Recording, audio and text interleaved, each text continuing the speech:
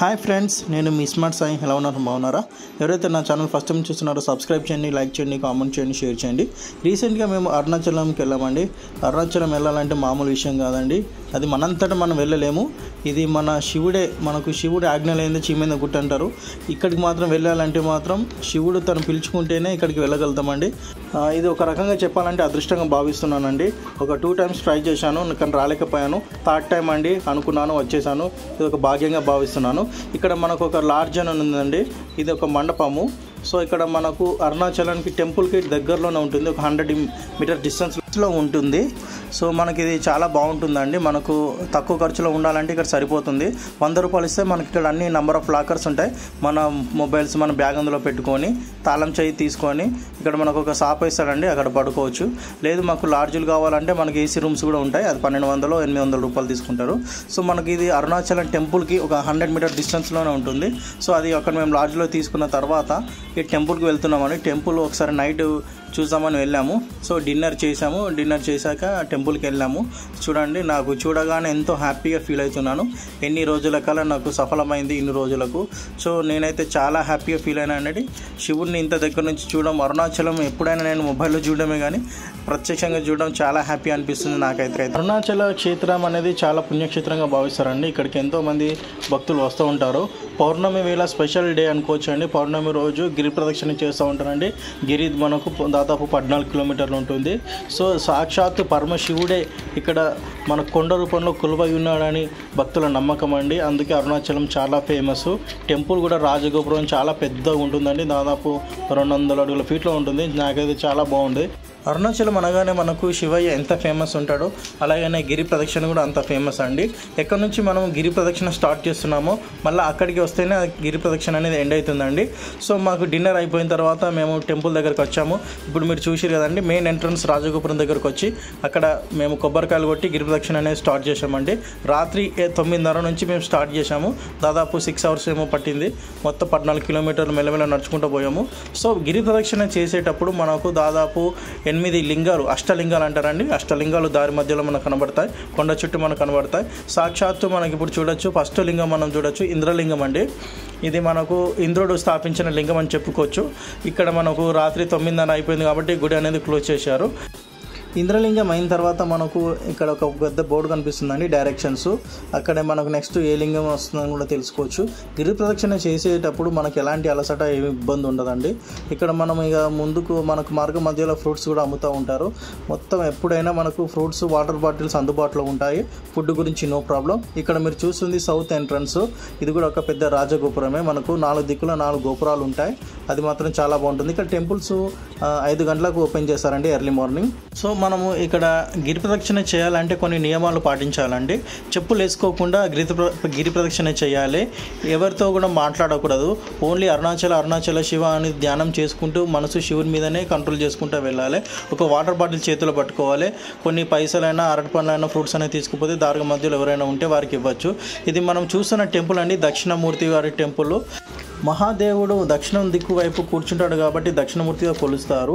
కోరిన కోరికలు తీర్చే దేవునిగా దక్షిణమూర్తిగా పిలువబడ్డారు. ఇక పక్కనే మనకు వెళ్తూ ఉంటే మనకు అమ్మవారి టెంపుల్ కూడా పక్కనే ఉంటుంది. దీని పక్కనే వినాయకుని విగ్రహాలు టెంపుల్ కూడా ఉంటుందండి. సో మార్గం గుండా వెళ్తూ ఉంటే మనకు అనేక టెంపుల్స్ ఉంటాయండి. అష్టలింగాలతో పాటు చిన్న చిన్న టెంపుల్స్ కూడా మనం దర్శనం చేసుకోవచ్చు. పక్కనే మనకు ఇలాంటి ఎంతో మంది వస్తూ ఉంటారు. పక్కనే సాధువులు, సన్యాసులు అంటే కొందరు వీరాగులు అందరూ కూర్చో ఉంటారు మార్గం మధ్యలో. వారికి అందరికీ పళ్ళు పలహారాలు కొన్ని ఇస్తూ ఉంటే మనకు కూడా మోక్షం వస్తుంది. అలా వెళ్తూ ఉంటే మనకు అష్టలింగాల్లో 2వది అగ్నిలింగం అండి. అగ్నిలింగం పక్కనే మనకు అగ్నితీర్థం కూడా ఉంటుంది. సో రాత్రి అయింది కాబట్టి మనకి ఇవన్నీ క్లోజ్ చేశారు. నేను ఇది చూపించలేదు. సో దేవుడిని మనసులో తలుచుకొని మనం ధ్యానం చేసి మొక్కితే సరిపోతుంది. ఆ విధంగా మేము రాత్రి లేట్ అయ్యాం కాబట్టి మేము చేసిన మిస్టేక్ మీరు చేయకుండా మీరు ఈవినింగ్ ప్లాన్ చేసుకోండి. ఈవినింగ్ 5 గంటల కన్నా 6 గంటల కన్నా జర్నీ స్టార్ట్ చేసుకుంటే మనకు రాత్రి 11 వరకు కంప్లీట్ చేసుకోవచ్చు. అన్ని లింగాలు అంటే గిరి ప్రదక్షిణ కంప్లీట్ చేసుకొని మనం రెస్ట్ తీసుకొని మళ్ళీ ఎర్లీ మార్నింగ్ 5 o'clock దేవుని దర్శనం చేసుకోవచ్చు. ఈ విధంగా మీరు ప్లాన్ చేసుకుంటే మీకు గిరి ప్రదక్షిణ కంప్లీట్ అవుతుంది సక్సెస్ఫుల్గా. సో మాకు లేట్ అవ్వడం వల్ల మేము అన్ని క్లోజ్ చేశారండి టెంపుల్స్. సో మీరు చూస్తుందండి అగ్నితీర్థం. మనకు పక్కనే ఎదురుగాన మనకు వినాయకుని టెంపుల్ ఉంటుందండి. వినాయకుని టెంపుల్, ఈ 2 టెంపుల్ని దర్శనం చేసుకొని మనం వెళ్తే చాలా బాగుంటుందండి. అగ్నితీర్థం దాటిన తర్వాత మనకు శ్రీ శేషాద్రి స్వామి ఆశ్రమం కనిపిస్తుంది. ఇది శ్రీ రమణ మహర్షి వారి గురువుగా ఇక్కడ భావిస్తారండి.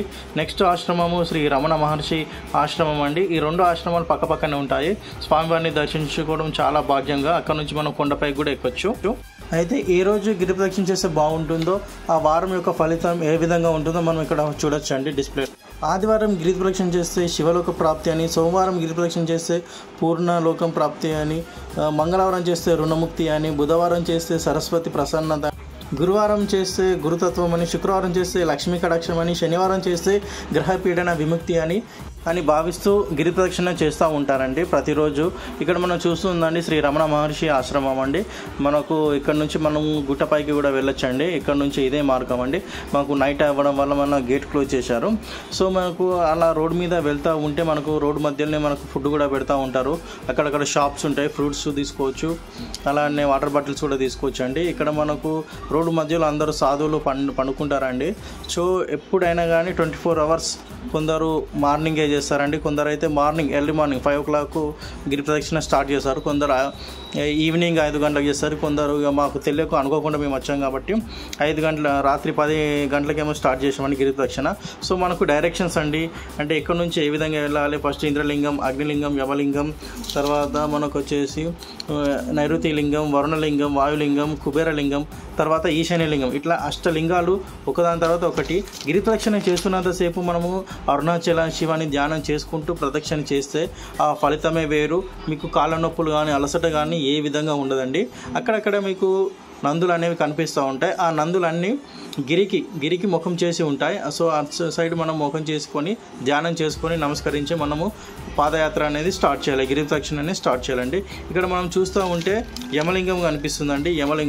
యముడే, సాక్షాత్తు యముడు ఇక్కడ మనకు లింగం ప్రతిష్ఠించారని ఇక్కడ పురాణాల ప్రకారం, చరిత్ర ప్రకారం మనకు తెలుస్తుందండి.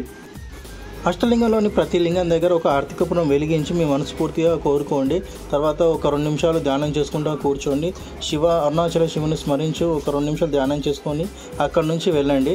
ప్రతి ఒక్క దగ్గర దీపాలన్నా ఒక ఆర్తికపురం అన్నా వెలిగించండి. నేనైతే ఇలా చేసుకుంటూ వెళ్ళాను. సో ఇక్కడ నైరుతి లింగం వచ్చింది. నైరుతి లింగం దగ్గర మనకు పూజారి గారు అందుబాటులో ఉన్నారు కాబట్టి కొద్దిగా అక్కడ ధ్యానం చేసుకుంటూ లింగాన్ని మేము చూసాము. చాలా బాగుంది. ఇక్కడ మనకు పురాతన బావి కూడా కనిపిస్తుందండి, మీరు చూడొచ్చు. టెంపుల్ దగ్గరికి చాలామంది తెలుగు వాళ్ళే కనిపించారండి. అక్కడ కూర్చున్న వాళ్ళు కూడా మన తెలుగువారే. పూజారి కూడా అన్ని భాషలు మాట్లాడుతున్నారు. తెలుగులో మాతో మాట్లాడి ఎక్కడి నుంచి వచ్చారు, హైదరాబాద్ నుంచా, ఓకే సంతోషం అని చెప్పారు. దాదాపు 90% తెలుగు వాళ్ళే మనకి ఇక్కడ అరుణాచల శివుని దర్శించుకుంటున్నారు. పూజ కంప్లీట్ అయిపోయిన తర్వాత మేము ముందుకు వెళ్తున్నాము. ఇలా ముందుకు వెళ్తూ ఉంటే ఆల్మోస్ట్ అందరూ శివభక్తులు అందరూ రెస్ట్ తీసుకుంటున్నారు. మార్గం మధ్యలో కొందరు వచ్చి భిక్షాటన చేసుకుంటున్నారు, కొందరు అయితే స్పీడ్గా వెళ్ళిపోతున్నారు. నేను మాత్రం సింగిల్గా, నా వెనక ఎవరు లేరు. అక్కడక్కడ ఎవరో 2-3 వచ్చారు. పౌర్ణమి రోజు మాత్రం చాలా ఫుల్ పబ్లిక్ వస్తూ ఉంటారు. శివనామ స్మరణ చేసుకుంటూ నేను అలాగా ఒక్కడిగా వెళ్తూ ఉన్నాను. నాతో పాటు 2-3 వచ్చారు మా ఫ్రెండ్స్. వాళ్ళు ఆల్మోస్ట్ ముందుకు వెళ్ళిపోయారు. నేను సింగిల్గా వెనుక వచ్చాను. నాకు మాత్రం శివుడే దిక్కు, అరుణాచల శివని అనుకుంటూ వెళ్ళిపోతూ ఉన్నాను. సో మధ్యలో మనకు టెంపుల్స్ వస్తూ ఉంటాయి. ఇప్పుడు మనం చూస్తుంది ఆది అన్నమలై లింగం అండి. ఇక్కడ మనకు పంతులు గారు అందుబాటులో లేరు కాబట్టి గుడి క్లోజ్ చేశారు. సో కొందరు నడుచుకుంటూ వస్తున్న వాళ్ళు రెస్ట్ తీసుకోవడానికి కూర్చున్నారు. నాకైతే పక్కనే మనకు సూర్యలింగం కూడా కనిపించింది. సూర్యలింగం చూస్తుంటే నాకు చాలా బాగా అనిపించింది అండి, చాలా అద్భుతంగా ఉంది. సో సూర్యలింగం, చంద్రలింగం అనేవి లింగాలు కూడా ఉంటాయి. అంటే సూర్యచంద్రులు కూడా ప్రతిష్ఠించారు. ఇది అష్టలింగాల్లో ఒకటి కాకపోయినా ఇక్కడ వీరు మార్గం మధ్యలో ఉంటాయి. మనం పూజ చేసుకుంటూ వెళ్ళిపోవచ్చు. మధ్యలో మనకు టీ షాప్స్ కూడా అందుబాటులో ఉంటాయి. అక్కడ కూర్చొని టీ కూడా తాగొచ్చు. సో ఇక్కడ ప్రతి దగ్గర ఒక దీపమన్నా ఆర్తికపురమన్నా వెలిగించి మనసులో మీ కోరికలు శివుని ధ్యానం చేసుకుంటూ 2 నిమిషాలు కూర్చొని శివనామస్మరణ చేస్తూ ఉంటూ మార్గం మధ్యలో నడుచుకుంటూ వెళ్ళండి. కానీ ఎవరితో మాట్లాడకుండా, చెప్పులు వేసుకోకుండా గిరి ప్రదక్షిణ చేయాలి అండి. నెక్స్ట్ మనకు వచ్చేది వర్ణలింగం అండి. మనం వర్ణలింగం వచ్చాము అంటే దాదాపు మనము 7 kilometers కంప్లీట్ చేసినట్టే. రిమైనింగ్ ఇంకా 7 kilometers ఏమో ఉంటుంది. సో అలా మన ఆడుతూ పాడుతూ దేవుణ్ణి స్మరించుకుంటూ వెళ్తే 7 kilometers వరకు కంప్లీట్ చేసుకున్నామండి. ఇక వర్ణలింగాన్ని దర్శనం చేసుకోవడానికి ఇక్కడ వెళ్ళామండి. ఇక్కడ ఏమి కూడా ఓపెన్ లేవు. సో ఇక్కడ ఆర్తికపురము ఒక దీపం వెలిగించుకుంటూ కూర్చున్నాను. ఒక 2 నిమిషాలు కూర్చొని ధ్యానం చేసుకుంటూ అలా వెళ్ళామండి. దీని పక్కనే మనకు వాయులింగం కూడా ఉందండి. వాయులింగం తర్వాత మనకు చంద్రలింగం కూడా కనిపిస్తుంది. సో వాయులింగం దగ్గర కూడా పబ్లిక్ ఏం లేరు, అంటే నైట్ అయింది కాబట్టి టెంపుల్ క్లోజ్ చేసే ఉంది. ఇక్కడే మనకు చాలా ఫేమస్ గల వ్యక్తులు ఉన్నారండి. వనక్కం స్వామి అండి. వనక్కం స్వామి మనం ఎప్పుడైనా వనక్కం స్వామి దగ్గర మనం ₹1 తీసుకున్నా అడుక్కున్నా కానీ అతను ఇచ్చే రూపాయి ద్వారా మనకు కోటీశ్వర్లు అయితే నేను ఇక్కడ నమ్ముతారు. అదే మౌనస్వామి కూడా ఉంటారండి. మౌనస్వామి కూడా మనం ఏమైనా అడుగుతూ ఉంటే ఆయన అసలు ఏం మాట్లాడు, అలా తిరుగుతూ ఉంటాడు. తర్వాత టోపీ అమ్మను దర్శనం చేసుకుందాం అనుకున్నాం. మాకు నైట్ వచ్చాం కాబట్టి మాకు దొరకలేదు. అమ్మగారి దర్శనం మాకు జరగలేదండి. తర్వాత రమణ మహర్షి బ్రిడ్జ్ అనేది ఉంటుంది. రమణ మహర్షి బ్రిడ్జ్ చూద్దామంటే మాకు నైట్ చూడొచ్చు, కానీ మేము అంత ఫస్ట్ టైం కాబట్టి మేము అంత తెలుసుకోలేకపోయాము. అన్ని ప్రదక్షిణల కంటే గిరి ప్రదక్షిణ చాలా గొప్పదండి. నేను చాలా విధానాలుగా సెర్చ్ చేసి తెలుసుకున్నాను. చాలామంది చెప్పారు గిరి ప్రదక్షిణ చేయడం చాలా మోక్షం పుణ్యంతో సమానం అన్నారు. ఇక అన్ని 8 లింగాలు స్వయంగా దేవుళ్ళే సహా పెట్టారని ఇక్కడ నమ్మకము. మహాశివుడు చుట్టూ 8 లింగాలు పెట్టడం, 8 లింగాల చుట్టూ మనం దర్శించుకొని శివుని చుట్టూ అన్ని ప్రదర్శన చేయడం చాలా గొప్ప పుణ్యం అండి. ప్రతిరోజు ఎంతోమంది దర్శనం చేస్తూ ఉంటారు, గిరి ప్రదక్షిణ చేస్తూ ఉంటారు. అందులో స్పెషల్ అంటే కార్తీక పౌర్ణమి రోజు, మళ్ళీ మిగిలిన పౌర్ణమి, నార్మల్ పౌర్ణమి రోజు కూడా మన గిరి ప్రదక్షిణ చేస్తూ ఉంటారు. అందులో ప్రదక్షిణ చేసినప్పుడు చాలా మోక్షం పుణ్యం అని చెప్తారు. సో మనము గిరి ప్రదక్షిణ చేస్తున్నప్పుడు మాత్రము అరుణాచల శివ అనుకుంటా ధ్యానం చేసుకుంటూ వెళ్ళాలి. 8 లింగాలు దాటిన తర్వాత మనకు లాస్ట్కి వచ్చేది ఇప్పుడు మనకు ఇది కుబేరలింగం అండి. కుబేరుడు ప్రతిష్ఠించిన లింగము. సో ఇక్కడికి చాలా పబ్లిక్ వస్తూ ఉంటారు. నైట్ వేళ కాబట్టి చాలా తక్కువ ఉన్నారు జనాలు. సో అందులో మన నార్మల్గా చెప్పాలంటే ఇప్పుడు ఆ రోజు మాకు ఎవరు రాలేరు.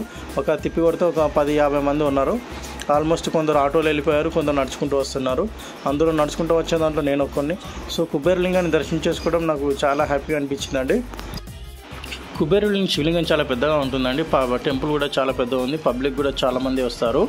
పెద్ద లైన్స్ కూడా ఉన్నాయి, మనం చూడొచ్చు. నైట్ పూట కాబట్టి ఎవరు అంత ఎక్కువ రాలేదు. ఆల్మోస్ట్ చాలామంది గిరి ప్రదక్షిణ ఆటోలో వెళ్తారు, కారులో వెళ్తారండి. కానీ అలా వెళ్ళడం వల్ల మోక్షం ఉండదు. మనం మనస్ఫూర్తిగా మనం చెప్పులు లేకుండా కాళ్ళతోని 14 కిలోమీటర్లు కొండ చుట్టూ గిరి ప్రదక్షిణ చేస్తూ ఉంటే అరుణాచల శివాన్ని దర్శనం చేసుకొని పోతూ ఉంటే చాలా పుణ్యం అండి. సో ఇక్కడైతే నాకు కుబేర శివలింగాన్ని చూస్తూ ఉంటే నాకు చాలా హ్యాపీ అనిపించింది. చాలా పెద్ద లింగం అండి. సాక్షాత్తు శివుడిని దర్శనం చేసుకున్నట్టు అనిపించింది. ఎందుకంటే పరమశివుడు మన పార్వతి మ్యారేజ్ చేసుకునేటప్పుడు మన కుబేరుని స్వామి దగ్గర నుంచి కొన్ని నగలు అప్పుగా తీసుకుంటాడు. అక్కడ నుంచి మన కుబేరుడు మనకు ఇక్కడ శివలింగం ప్రతిష్ఠించినటువంటి చరిత్రక విశిష్టత తెలియజేయడం జరిగిందండి. ఈ పక్కనే మనకు కుబేరుని శివలింగం తర్వాత మనకు ఇక్కడ గణపతి టెంపుల్ ఉంటుంది. పక్కనే మోక్ష మార్గం అని ఉంటుంది. ఇది ఇప్పటి వరకు మనం గిరి ప్రదక్షిణ చేస్తూ ఉన్నాం కదండి. గిరి ప్రదక్షిణ చేసినప్పుడు మనకు కాళ్ళ నొప్పులు, అలసట అవన్నిటినీ ఒక మెంటల్గా మనకు కాళ్ళ నొప్పుల నుంచి ఫిజికల్గా తీసేయడానికి ఇది ఒక మోక్ష మార్గం అని ఇక్కడ పెట్టారు. మోక్ష మార్గం నుంచి నేను కొన్ని విషయాలు తెలుసుకున్నానండి. ఈ ఒక స్వామీజీ ఎన్నోసార్లు తపస్సు చేసి ఎన్నోసార్లు గిరి ప్రదక్షిణ చేసిన తర్వాత అతనికి అలసట, తలనొప్పి, కాళ్ళ నొప్పులు ఉండడం వల్ల ఇక్కడ శివలింగాన్ని ఇక్కడ నిర్మించాడంట. ఈ మోక్ష మార్గం అని దీనికి పేరు పెట్టారు.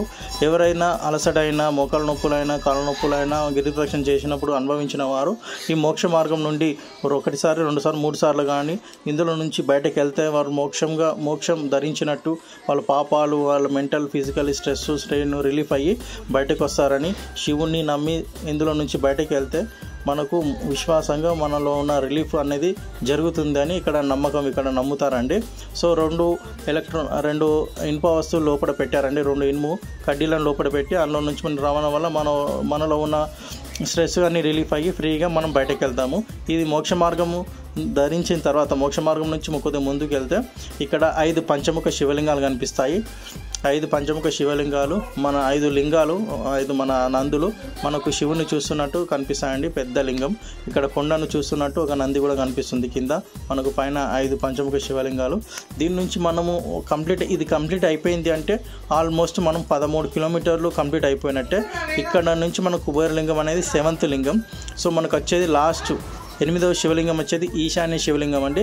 ఇది ఎంట్రన్స్. ఇక్కడ నుంచి మనం లోపలికి వెళ్తూ ఉంటే దాదాపు ఒక 1/2 కిలోమీటర్ 500 మీటర్స్ దూరంలో మనకు ఈశాన్య శివలింగం ఉంటుంది. అక్కడ నుంచి మనము నేరుగా టెంపుల్కు ఎక్కడి నుంచి స్టార్ట్ అయ్యామో అక్కడికి ఎండ్ అయ్యే పాయింట్ అది అన్నట్టు. సో ఇక్కడ నుంచి మనం వెళ్తున్నాం. సో ఇది మెయిన్ ఎంట్రన్స్ అండి. ఇది అరుణాచలానికి మెయిన్ ఎంట్రన్స్. అన్ని విధానాలుగా ఇక్కడ నుంచి రావచ్చు. ఇక్కడ బస్ స్టాండ్ కూడా దగ్గరనే. సో మనకు అర్ధరాత్రి 1-2 గంటల నుంచి కూడా మనకు బస్సు సౌకర్యాలు ఉంటాయి. సో ఇది వెల్లూరుకు దగ్గరలో అండి. తిరువన్నామలైకి వెల్లూరు నుంచి నంబర్ ఆఫ్ బస్సెస్ ఉంటాయి. అలానే మదురై నుంచి కూడా నంబర్ ఆఫ్ బస్సెస్ ఉంటాయి. సో చెన్నై నుంచి కూడా ఉంటాయి. సో నో ప్రాబ్లం, మనకు ట్రైన్ ఫెసిలిటీ ఉంటుంది. అర్ధరాత్రి 1-2 అయినా కానీ ఇక్కడ ప్రజలు చాలామంది ఉంటారు, భక్తులు వస్తారని ఇక్కడ మనకు కొబ్బరికాయలు, పూలు, పండ్లు ఇలా అమ్మడానికి చాలామంది ఉంటారు. మనకు దారి మధ్యలో మనకు వాటర్ బాటిల్స్, ఫ్రూట్స్ కూడా షాప్స్ కూడా ఓపెన్ ఉంటాయి. సో నో ప్రాబ్లం, ఎవరు కూడా ఫుడ్ పరంగా ఇబ్బంది ఏమీ అవసరం లేదు. ఈశాన్య లింగానికి వచ్చేసరికి లాస్ట్ అండి, మనకు గోపురానికి 500 మీటర్స్ డిస్టెన్స్లో ఉంటుంది. ఇది ఈశాన్యంలో మనకు ఈశాన్య ఉంటుంది కాబట్టి ఈశాన్య లింగం అంటారు. సో దీన్ని దర్శించుకోవడం చాలా భాగ్యం అనిపించింది. సో ఇది వన్ ఆఫ్ ద అష్టలింగాల్లో ఒకటి, లాస్ట్ లింగం అనొచ్చు. ఇది 8వ లింగం. ఇక్కడ కొందరు దేవుని దగ్గరికి వెళ్ళలేక, లోపల పెట్టలేక బయటనే మనకు పూలు దండాలు ఇక్కడనే బయట నుంచే పెట్టారు. సో మీరు చూడొచ్చు అరుణాచలేశ్వర శివ. సో అందరూ దర్శించుకొని దేవుణ్ణి ధ్యానం చేసుకుంటూ ఒక 2 నిమిషాలు అక్కడ కూర్చొని ఆర్తికపురం, పసుపు, కుంకుమ వేసి కొందరు వెళ్తున్నారు.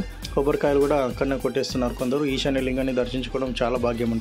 ఈశాన్య లింగం దగ్గర కొందరు 5 మినిట్స్ రెస్ట్ తీసుకుంటారు. ఎందుకంటే కంటిన్యూస్గా నడుచుకుంటూ వచ్చారు కదండి. చాలామందికి కాళ్ళ నొప్పులు, మోకాళ్ళ నొప్పులు అయినా కానీ దేవుని స్మరించుకుంటూ ధ్యానం చేసుకుంటూ అరుణాచల శివ అనుకుంటూ ఎంతోమంది ఎక్కడి నుంచో వచ్చి దేవుణ్ణి దర్శనం చేసుకున్నారు.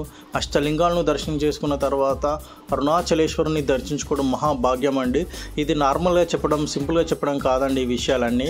ఎందుకంటే ఎవరైనా గిరి ప్రదక్షిణ చేసిన వాళ్ళు ఎంత అనుభవించారో, ఎంత పుణ్యం లభించిందో, ఎంత మార్పులు వచ్చాయో వారిని అడిగి తెలుసుకోండి. ఎందుకంటే ఇది నార్మల్గా సింపుల్గా చేస్తున్న వీడియో కాదు, నార్మల్గా చెప్పిన మాటలు కాదు. ఎందుకంటే అరుణాచలాన్ని దర్శించుకోవడం మామూలు విషయం కాదండి. ఇది మనం వెళ్ళాల్సిన మ్యాటర్ కాదండి. శివుడే మనం రప్పించుకుంటే అక్కడికి వెళ్తాము. ఇది నాకు 3rd టైం, అంటే 2 సార్లు ట్రై చేశాను. ఇది 3వసారి.